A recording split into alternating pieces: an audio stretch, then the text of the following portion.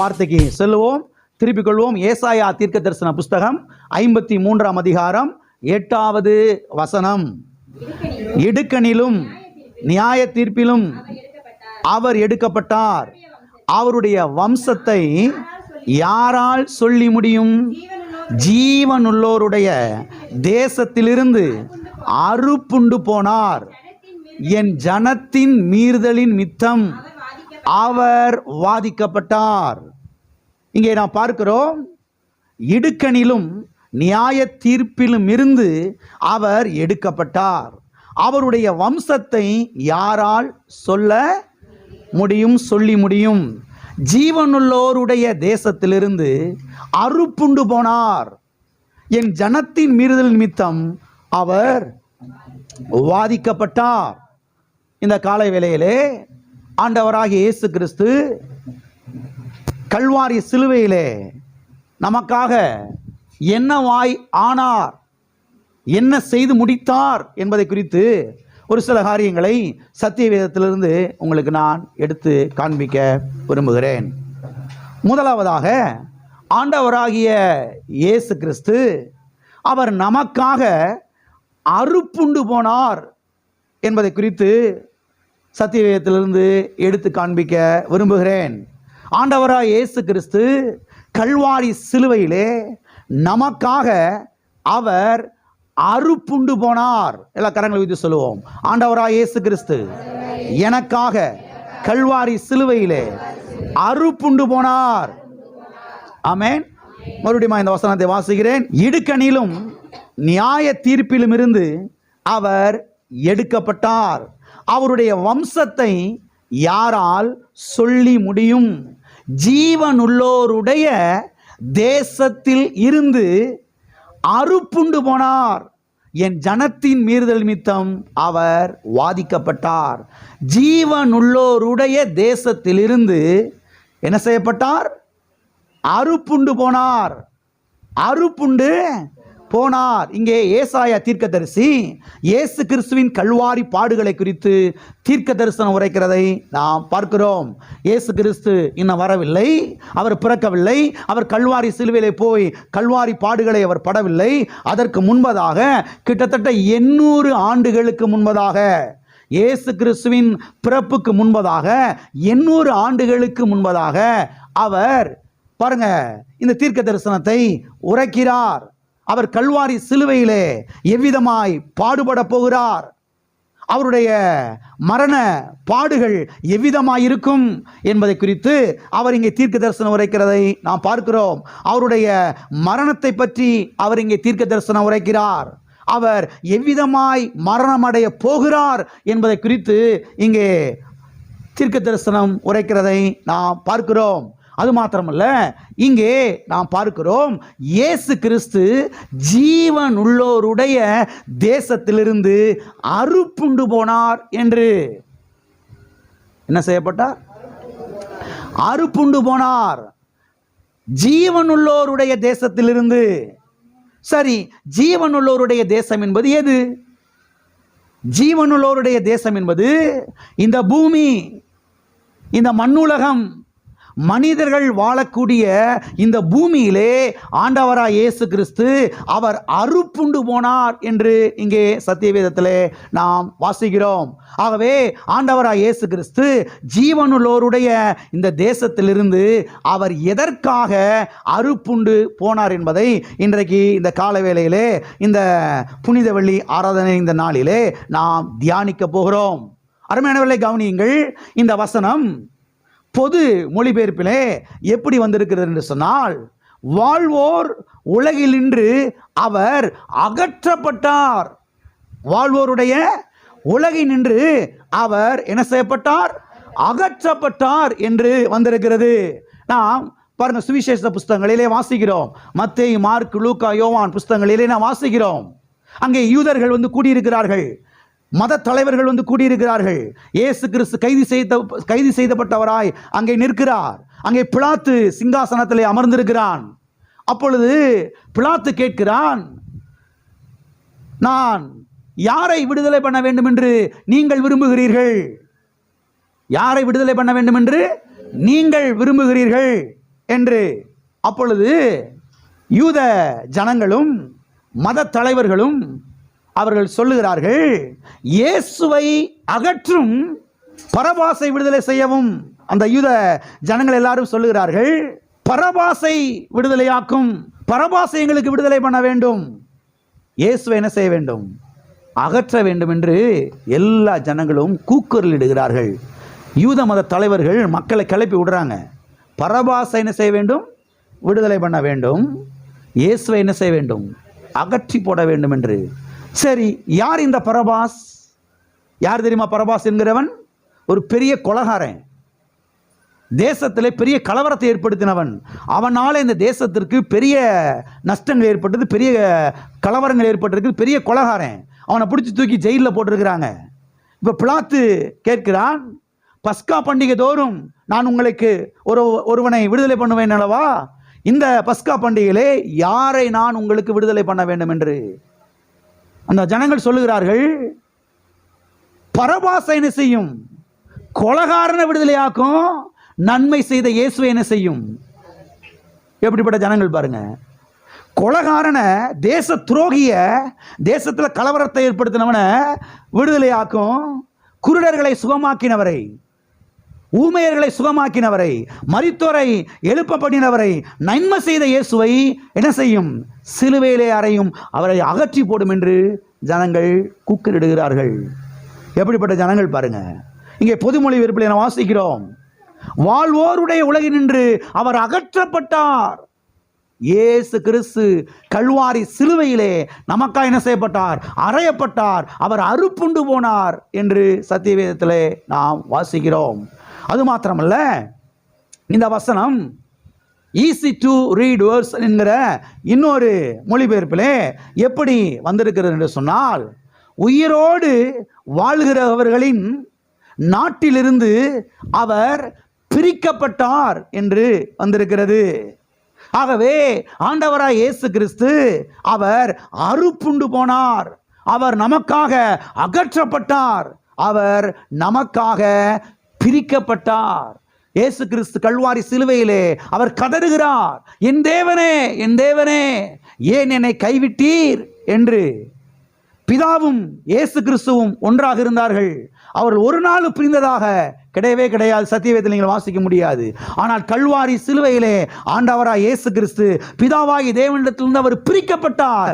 எவ்வாறு பிரிக்கப்பட்டார்? மனுஷனுடைய பாவத்தின் நிமித்தமாக. மனுஷனுடைய பாவம், நம்முடைய பாவம் பிதாவாகிய தேவனையும் இயேசுவையும் அன்றைக்கு என்ன செய்தது, பிரித்தது. ஆகையால் தான் இயேசு கிறிஸ்து கதறுகிறார், என் தேவனே, என் தேவனே, ஏன் என்னை என்ன செய்தீர், கைவிட்டீர். ஆகவே ஆண்டவராய் இயேசு கிறிஸ்து நமக்காக கல்வாரி சிலுவையிலே அவர் அறுப்புண்டு போனார் என்பதை சத்தியவேதத்திலே நாம் ஆழமாய் பார்க்கிறோம். சரி, ஆண்டவராய் இயேசு கிறிஸ்து கல்வாரி சிலுவையிலே யாருக்காக அறுப்புண்டு போனார்? இது ஆழமாய் கவனிக்க வேண்டும். அவர் யாருக்காக அறுப்புண்டு போனார்? நமக்காக அவர் அறுப்புண்டு போனார். நம் ஒவ்வொருவருக்காக அவர் அறுப்புண்டு போனார்.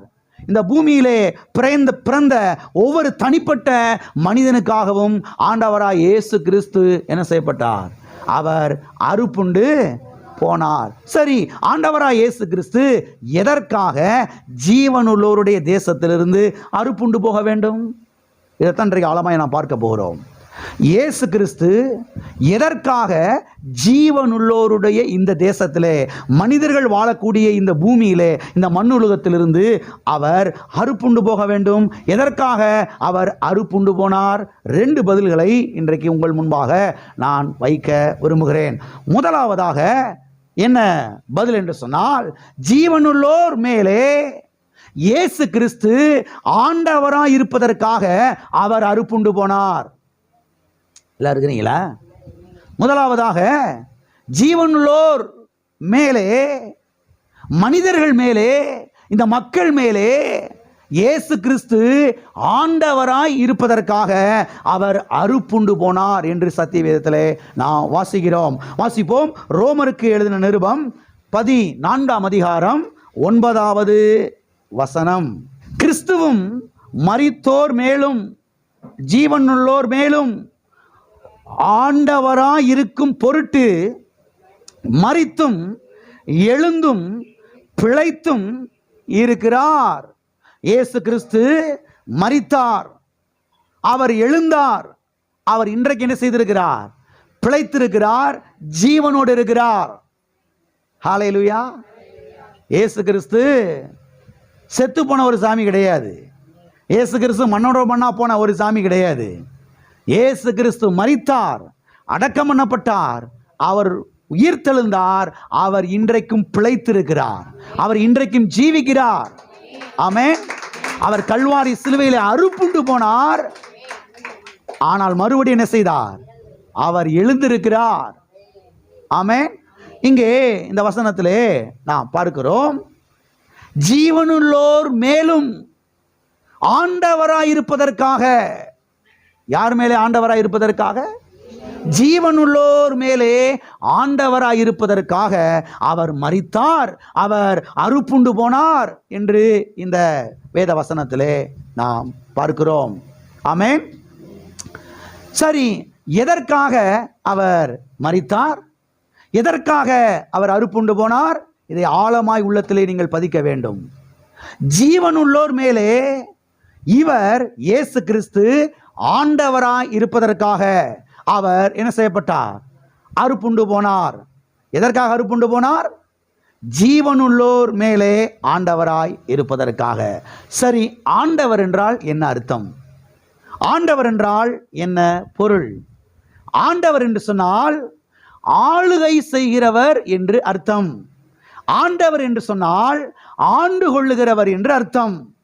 ஆண்டவர் என்று சொன்னால் தேவைகளை எல்லாம் சந்திக்கிறவர் என்று அர்த்தம். ஆண்டவர் என்று சொன்னால் பாதுகாக்கிறவர் என்று அர்த்தம். ஆண்டவர் என்று சொன்னால் பராமரிக்கிறவர் என்று அர்த்தம். ஆண்டவர் என்று சொன்னால் போஷிக்கிறவர் என்று அர்த்தம். ஆண்டவர் என்று சொன்னால் நடத்தி செல்லுகிறவர் என்று அர்த்தம். எத்தனைக்கு புரிகிறது? அதுக்கு தான் அடிக்கடி நாங்கள் சொல்ல வைக்கிறோம் உங்களை. ஆண்டவரேன்னு சொல்லுங்க வாயை திறந்து. நீங்கள் ஒவ்வொரு முறையும் ஆண்டவரேன்னு சொல்லும் பொழுது நீங்கள் என்ன தெரியுமா சொல்கிறீங்க? ஆண்டவரே நீங்கள் என்னைய ஆளுகை செய்கிறீங்க, ஆண்டவரே நீங்கள் என்னைய ஆளுகை செய்கிறீங்க, நீங்கள் என்னைய பாதுகாக்கிறீங்க, நீங்கள் என்னைய பராமரிக்கிறீங்க, நீங்கள் என்னைய போஷிக்கிறீங்க, நீங்கள் என்னைய காப்பாற்றுறீங்க, நீங்கள் என்னைய நடத்துகிறீங்க. ஒவ்வொரு முறையும் ஒரு ஆண்டவருடைய பிள்ளை ஆண்டவரேன்னு சொல்லும் பொழுது, கர்த்தாவே என்று சொல்லும் பொழுது, லார்ட் என்று சொல்லும் பொழுது, அதுதான் அங்கே என்ன செய்கிறது? நடக்கிறது. எல்லாம் சொல்லுவோமா? ஆண்டவரே, ஆண்டவரே, ஆண்டவர் இயேசுவே, இயேசுவே ஆண்டவர். காலையில் எந்திரிச்சோடனே ஐயோன்னு சொல்றதுக்கு பதிலா ஆண்டவரேன்னு சொல்லுங்க. சிலருக்கு வாயை திறந்த உடனே என்னதான் வருது? ஒன்றும் தெரியாமல் இருக்கீங்கல்ல, விளங்கும். நான் சொல்கிறது ஒன்றும் தெரியாமல் இருக்கீங்க, நீங்கள் விளங்கும். சிலர் பெட்டை விட்டு எந்திரிச்ச உடனே ஆன்னு பழுதுட்டு ஐயோன்றது. இன்னைக்கு என்ன நடக்க போதோன்னு தெரியுது சொல்கிறது. என்னத்தை விளங்கி, என்னத்தை உருப்பட்டு, என்னத்தை முன்னேறி இந்த தேனியில் என்னத்தைன்னு சொல்லி கிடச்சது என்னமே என்ன செய்யலை, ஒன்றுமே. அங்கே 4 அலுமினி செடி தான் கிடக்கு வீட்டுக்குள்ளே. 20 வருஷமாக சொல்லி என்னத்தை சொல்லி என்ன தான் கிடக்குது? 4 அலுமினி செட்டிக்கு மேலே 5வது அலுமினி செட்டி கூட வரமாட்டேங்குது. நீங்கள் முன்னேறுவதற்கு வழியை சொல்லி கொண்டிருக்கிறேன், கவனிங்க. காலைல எழும்புன உடனேயே இயேசுவே நீர் என் ஆண்டவர் சொல்லுங்க. உங்க தேவையை அவர் சந்திப்பார், உங்களை அவர் பாதுகாப்பார். ஆமென். இயேசுவே என் பிள்ளை மேல நீர் ஆண்டவர், இயேசுவே என் புருஷன் மேல நீர் ஆண்டவர், இயேசுவே என் மனைவி மேல நீர் ஆண்டவர், என் மூத்த பிள்ளை மேல, இளைய பிள்ளை மேல, கடைசி பிள்ளை மேல, 4வது பிள்ளை மேல, என் மருமகன் மேல, மருமகன் மேல இயேசுவே ஆண்டவர் சொல்லுங்க. அவர் சொல்லுவார், நான் தான் இப்போ ஆண்டவர், நீ ஆண்டவர்னு சொல்லிட்டேல, இப்போ உன் குடும்பத்தை நான் சார்ஜ் எடுக்கிறேன், உன் குடும்பத்தை இப்போ நான் பார்த்துக்கிறேன், நான் என் குடும்பத்தை பார்த்துக்கிறேன் ஆண்டவரே, நீங்கள் பேசாட்ட உட்காருங்க ஆண்டவரே, போ ஊரில் போ, எனக்கு என்ன பிரச்சனையும் இல்லை, நான் நல்லா தான் இருக்கிறேன், எனக்கு ஒரு பிரச்சனை இல்லைப்பா, நான் என் குடும்பத்தை தாங்க போகிறேன், போ தாங்கு போ, எனக்கு என்ன. இயேசுவே நான் ஆண்டவர் நீ சொன்னேன்னா உன் குடும்பத்தை நான் பொறுப்பெடுப்பேன், உன் குடும்பத்து மேலே நான் கவனமாக இருப்பேன், உன் பிள்ளைகளை பாதுகாக்கிறதுல, உன் மனைவியை பாதுகாக்கிறதுல, உன் புருஷனை பாதுகாக்கிறதுல, உன் பேர பிள்ளைகளை பாதுகாக்கிறதுல, உன் தேவையை சந்திக்கிறதுல நான் அக்கறை காண்பிப்பேன். அதனால வாயை திறந்து அடிக்கடி என்ன சொல்லணும்? இயேசுவே என் ஆண்டவர். அல்ல தம் கட்டி சொல்லுவோமா? நல்லா மூச்சை எடுத்து விட்டு போயிடாது சொல்லுவோமா? இயேசுவே என் ஆண்டவர். சவுண்டு பத்தாதுன்னு நினைக்கிறேன். சொல்லுவோமா? சொல்லுங்க. இயேசுவே. மறுபடியும் சொல்லுங்க. ஓகே, எந்திரிச்சு காலையில் எந்திரிச்சு உடனே சொல்லுங்க. அப்படி இயேசுவே ஆண்டவர் என்ன செய்யுங்க? சொல்லுங்க. இயேசு கிறிஸ்து கல்வாரி சிலுவையில் அறுப்புண்டு போனார். எதற்காக? ஜனங்கள் மேலே அவர் ஆண்டவராய் இருப்பதற்காக. ஆண்டவர் என்றால் என்ன அர்த்தம்? ஆளுகை செய்கிறவர், ஆண்டு கொள்ளுகிறவர், போஷிக்கிறவர், பாதுகாக்கிறவர், பராமரிக்கிறவர், உங்களை நடத்துகிறவர் என்ற அர்த்தம். ஆமென். எல்லாம் இருக்கிறீங்களா? ஆகவே அடிக்கடி உச்சரிக்கணும். என்ன செய்யணும்? இயேசுவே என் ஆண்டவர், இயேசுவே என் ஆண்டவர், இயேசுவே என் ஆண்டவர் என்று என்ன செய்யணும்? உச்சரிக்க வேண்டும். உச்சரிக்க உச்சரிக்க தேவைகள் எல்லாம் சந்திக்கப்பட்டு கொண்டே வரும். ஆமென். உங்களை கர்த்தர் பாதுகாப்பார், கர்த்தர் உங்களை பராமரிப்பார். அல்லேலூயா. பாஸ்டர், எனக்கு நல்ல ரத்தம் இருக்கு பாஸ்டர். அப்போ எங்களுக்கு மட்டும் கெட்ட ரத்தமா இருக்கு? அதாவது உங்களுக்கு நல்ல ரத்தம் இருக்குது, பலன் இருக்குது, ஸ்ட்ரென்த் இருக்குது, இதெல்லாம் யாரும் குறைச்சி பேசலை, அதை மட்டப்படுத்திலாம் பேசலை. அதெல்லாம் இருக்குது. அதெல்லாம் கொடுத்தது யார் தான்? கர்த்தர் தான் கொடுத்தாரு. அதுக்கு மேலே யார் ஆண்டவர்? அதுக்கு மேலே யார் ஆண்டவர்? அதனால் உங்கள் மாம்சத்தை மேலே தூக்காதீங்க, உங்கள் பலனை மேலே தூக்காதீங்க, உங்கள் மூல அறிவு மேலே என்ன செய்யாதீங்க? மேலே தூக்காதீங்க. உங்கள் சர்டிஃபிகேட்டை மேலே தூக்காதீங்க. ஆமே. உங்க நெற்றி வேர்வையை மேல என்ன செய்யாதீங்க? தூக்காதீங்க. இயேசுவே ஆண்டவர், இயேசுவே ஆண்டவர், இயேசுவே ஆண்டவர் என்று இருதயத்திலிருந்து ஆழத்திலிருந்து நீங்க கூப்பிடும்போது நான் சொல்றேன், கர்த்தர் சொல்லுவாரு, நான் தான் போ ஆண்டவர், உன் பக்கத்துல தான் இருக்கிறேன். நான் தான் போ ஆண்டவர், உன் கூட தான் இருக்கிறேன். நான் தான் போ ஆண்டவர், உள்ளத்துல தான் இருக்கிறேன். உன் பிள்ளை கூட இருக்கிறேன். நீ படுத்து நிம்மதியா தூங்கு, உன் பிள்ளை கண்டிப்பா பத்திரம் வீடு வந்து சேரும். எல்லாம் இருக்கிறீங்களா? சொல்லுங்க அடிக்கடி, என் பிள்ளை மேலே இயேசுவே ஆண்டவர், என் குடும்பத்தின் மீது இயேசுவே ஆண்டவர், என்னுடைய பிசினஸ் மேலே இயேசுவே ஆண்டவர், என்னுடைய வியாபாரத்தின் மேலே இயேசுவே ஆண்டவர், எங்கள் திருச்சபையின் மேலே இயேசுவே ஆண்டவர். ஹல்லேலூயா. வாசிங்க ரோமருக்கு எழுதின நிருபம் 10ஆம் அதிகாரம் 9வது வசனம் 10வது வசனம். என்னவென்றால் கர்த்தராகிய இயேசுவை நீ உன் வாயினாலே அறிக்கையிட்டு தேவன் அவரை மரித்தோரிலிருந்து எழுப்பினார் என்று இருதயத்தில் விசுவாசித்தால் ரட்சிக்கப்படுவாய். நீதி உண்டாக இருதயத்திலே விசுவாசிக்கப்படும், ரட்சிப்பு உண்டாக வாயினாலே அறிக்கை பண்ணப்படும். இந்த 9ஆம் வசனத்தை எல்லாரும் கவனியுங்கள். என்னவென்றால் கர்த்தராகிய இயேசுவை நீ உன் வாயினாலே என்ன செய்து இப்போ நான் உங்களை சொல்ல வச்சேன், அதுக்கு பேர் என்னது? அதுக்கு பேர் தான் அறிக்கை. இங்கே சொல்லப்பட்டிருக்கிறது, கர்த்தராகிய இயேசுவை உன் வாயினாலே அறிக்கையிட்டு. நம்ம தமிழ் பைபிளில் சரியாக மொழிபெயர்க்காமல் விட்டாங்க.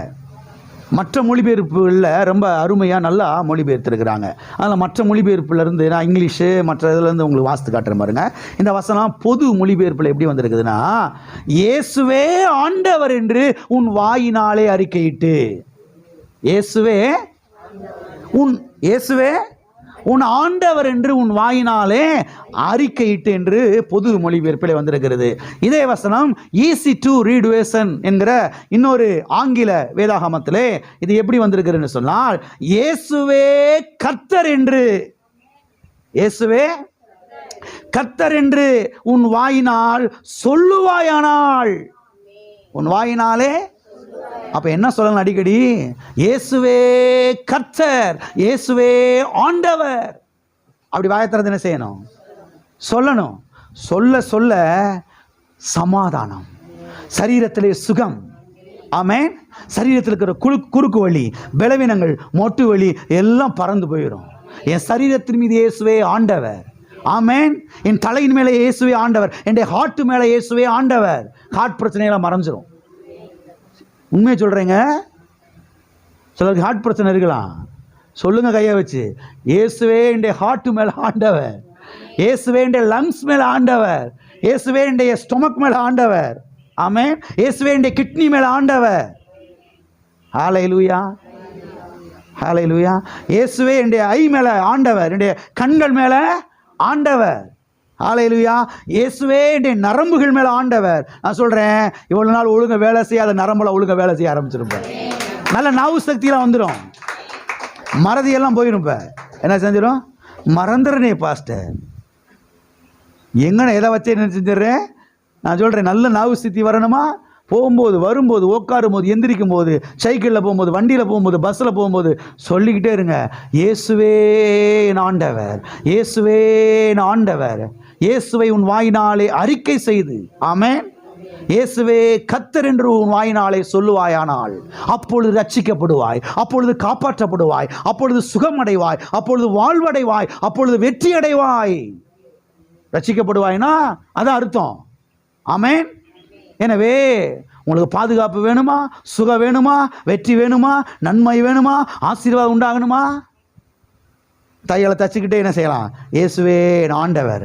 நாற்றை நட்டுக்கிட்டே என்ன செய்யலாம்? இயேசுவே என் ஆண்டவர். புல்லை அறுத்துக்கிட்டே இயேசுவே என் ஆண்டவர். பாத்திரத்தை விளக்கிக்கிட்டே இயேசுவே என் ஆண்டவர். வெங்காயத்தை நறுக்கிக்கிட்டு சொல்றதில்ல சில ஆட்கள், வெங்காயத்தை அப்படி நொறுக்கிக்கிட்டே மைண்டில் ஆறு இருக்கா? புருஷன் ஒரட்டு நாளைக்கு ஒரு நறுக்கு தூக்குறேன். இன்னைக்கு ஒன்றும் தெரியாமல் இருக்கீங்க, அப்படி தானே? அருமையானவரை கவனிங்கள், யாரையும் போய் நறுக்கி ஒன்றாக போகிறது கிடையாது. வாழ்வு வேணும், பாதுகாப்பு வேணும், சமாதானம் வேணும்னா இயேசுவே நீர் ஆண்டவர். அருமையானவர்களை கவனிங்கள், பாதுகாப்பற்ற ஒரு உலகத்தில் எல்லாம் வாழ்ந்து கொண்டிருக்கிறோம். எங்கே பார்த்தாலும் அழிவுகள், பேரழிவுகள். இந்த நாட்டுக்காரர் அங்கே குண்ட போகிறேன், அவன் இங்கே குண்ட போகிறேன், இவனுக்கு என்ன நடக்கும், அவன் உயிரை கையில் பிடிச்சிட்டு திட்டுறான். அதனால் பாதுகாப்பற்ற ஒரு உலகத்தில் நான் வாழ்ந்து கொண்டிருக்கிறோம். இதன் மத்தியிலேயும் கர்த்தர் நம்மை பாதுகாக்க அவர் விருப்பப்படுகிறார். எப்போ பாதுகாப்பார்? அடிக்கடி வாயை திறந்து இயேசுவே நீரின் ஆண்டவர், இயேசுவே நீரின் ஆண்டவர், இயேசுவே நீரின் ஆண்டவர் என்று சும்மா வாயில் சொல்லாமல் இருதயத்திலிருந்து, உள்ளத்தின் ஆழத்திலிருந்து நீங்கள் சொன்னீங்கன்னா, நான் சொல்கிறேன், கர்த்தர் உங்களை உங்கள் குடும்பத்தையும் பாதுகாத்து நடத்துவார். உங்களை போஷிப்பார், உங்கள் தேவைகளை சந்திப்பார், திருப்தியாய் சாப்பிடுவீர்கள், நன்றாயிருப்பீர்கள். அங்கே பஞ்சம் வரப்போதும், இங்கே பஞ்சம் வரப்போகுது, இங்கே அழிவா அங்கே அழிவா, நமக்கு எப்பயோ எப்பன்னு சொல்லாதீங்க. கர்த்தர் இயேசு ஆண்டவர் இருக்கிறார் இங்கே மேலே. ஆமென், ஹல்லேலூயா. அவர் உங்களை என்ன செய்வார்? பாதுகாப்பார். ஆகவே ஆண்டவராக இயேசு கிறிஸ்து எதற்காக கல்வாரி சிலுவையிலே அறுப்புண்டு போனார்? அவர் ஜனங்கள் மேலே ஆண்டவராக இருப்பதற்காக. ஆமென். நான் சொல்லுகிறேன், ஆண்டவர் என்று சொல்லுங்கள். இயேசுவே ஆண்டவர், இயேசுவே கர்த்தர் சொல்லுங்க. அவர் உங்கள் தேவையை சந்திப்பார், அவர் உங்களை பாதுகாப்பார், அவர் உங்களை ரட்சிப்பார், அவர் உங்களை என்ன செய்வார்? நடத்தி செல்வார்.